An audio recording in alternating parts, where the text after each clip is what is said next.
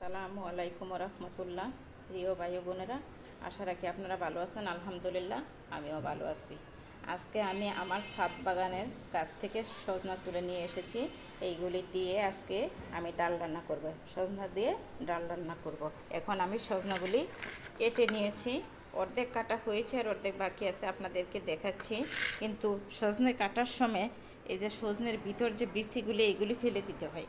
ফেলে না দিলে দেখা গেছে কি সজনে ডালটা একটু কষ কষ লাগে, যার জন্য আমি এই বিচিগুলি ফেলে দিচ্ছি। কিভাবে ফেলে দিচ্ছি সেটা আপনাদেরকে এখন দেখাবো।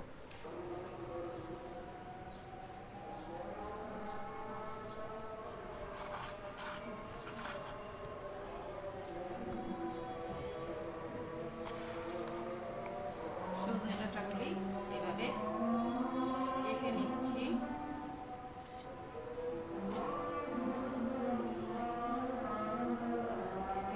এবং মাছ থেকে একটা দাগ বরাবর কেটে বিচিগুলি এভাবে ফেলে দিচ্ছি।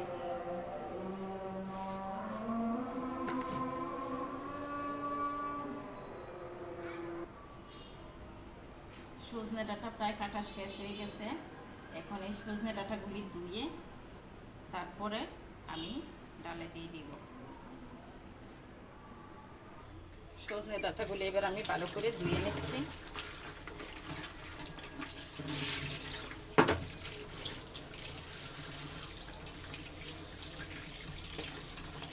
ডালটাও আমি আগে থেকে রেডি করে রেখেছিলাম। ডাল সিদ্ধ করে গোটা দিয়ে পেঁয়াজ, মরিচ, কাঁচামরিচ সব কিছু দিয়ে দিয়েছি। এখন শুধু আমার এই সজনে ডাঁটাগুলি আমি ডালের মধ্যে দিয়ে দিব। ভালোভাবে সিদ্ধ হয়ে আসলে ডালটাকে আমি তেলে দিয়ে দেব।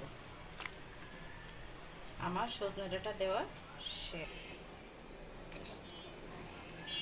এবার সজনে ডাঁটাগুলি সিদ্ধ হয়ে গেছে।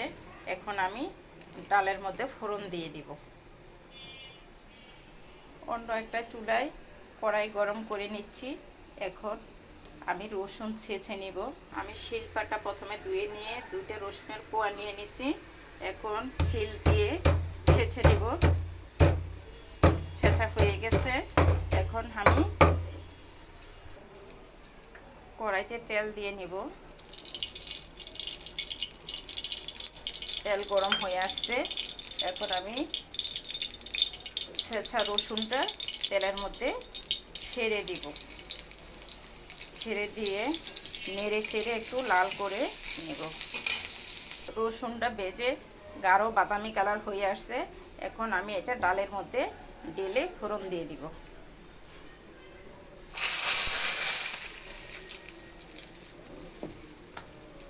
হয়ে গেছে আমার ডালের ফোড়ন।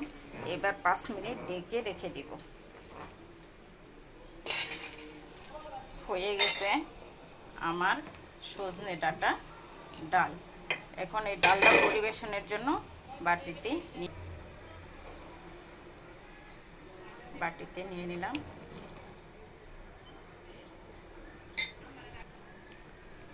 হয়ে গেল এবার আমার সজনে ডাঁটার ডাল।